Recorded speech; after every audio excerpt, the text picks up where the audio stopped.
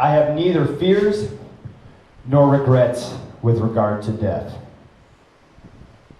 I was incredibly lucky to be exposed to ideas and practices that allowed me to consider and even rehearse the end of this life. I'm not specifically woo-woo, but I unwaveringly believe that we know a very small part about what makes up consciousness and being.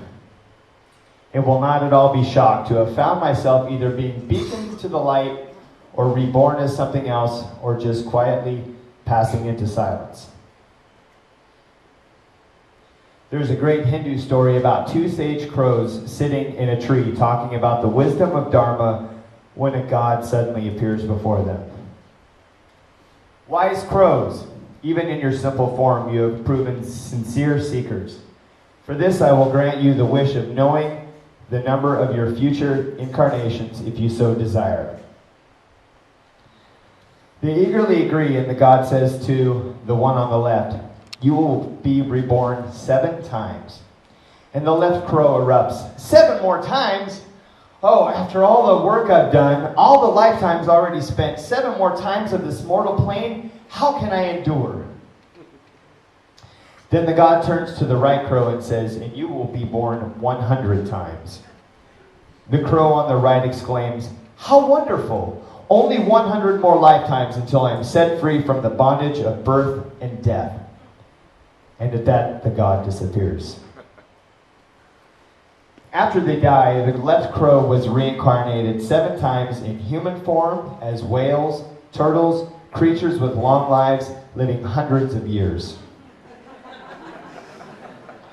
The right crow was reborn as gnats, living a day or two and then passing away and swiftly transcending the earthly plane. So for me, an early exit isn't a curse, but sort of like getting cut loose from work early. My work was clearly done, and the powers that be were kind enough to give me the option to go home early. I feel a comic sense of achievement at graduating early. Ha! Glad I took those summer sessions. As for this life, I didn't get everything I wanted, which isn't surprising because I've got a very big imagination and a free spirit. But I didn't sit on the sidelines of life. I ran as hard as I could all day, all year, every year as soon as I could. If people didn't see it my way or see fit to chase my dreams with me, that was the way it went. I saw a million rock shows, went to Burning Man, lounged at Sabi's, made records, did yoga, meditated, traveled the nation alone. And when I did find fellow travelers, they were some of the most epic partners ever. The great teachers at Jivamukti, the unnatural talents of the Nowhere Band, and the self-propelled magnificence of the community around it. That's you guys. The city of New York, the building of Lift Music, the making of The Wanted, taking acid in high school, the wonderful and beautiful lovers that shared time with me. I just didn't follow anything but the crazy homing device in my head.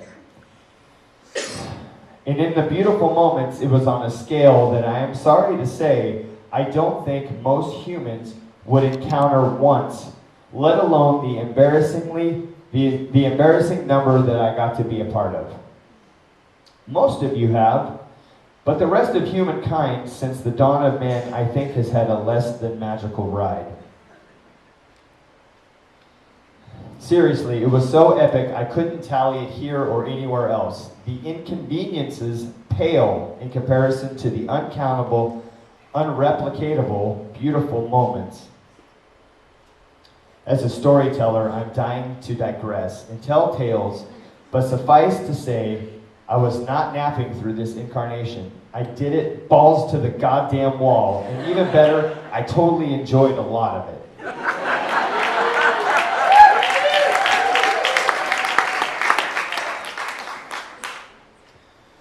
By the time most of you knew me, I was not missing 1 second of it.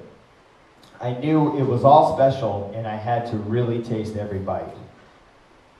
What I'm saying is, from my perspective, I came out a big-time winner.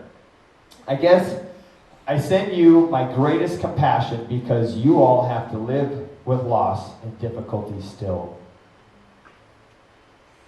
Please let this be an opportunity to appreciate the depth of thinking and feeling this offers you, as well as the bonding of relationships and the appreciation of the brevity of life and the brevity of its pleasures. My death is not the robbery of something irreplaceable. It is the catalyst for an appreciation and acceleration of wisdom and happiness.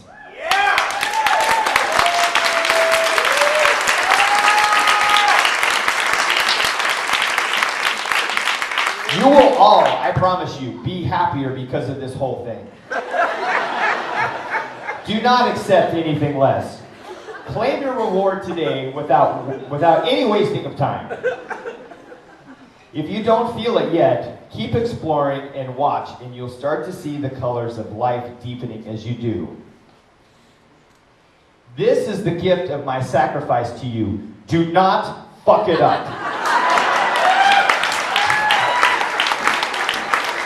Okay, last bossing around coming up. Be wise. Don't fight. Eat good. Sleep good. Love good. Make good art. Don't be half-assed. Don't kill yourself with your vices. Don't lie to people about anything besides stuff like whether or not you like their poetry. Just say you dig it and let the big world send the real verdict.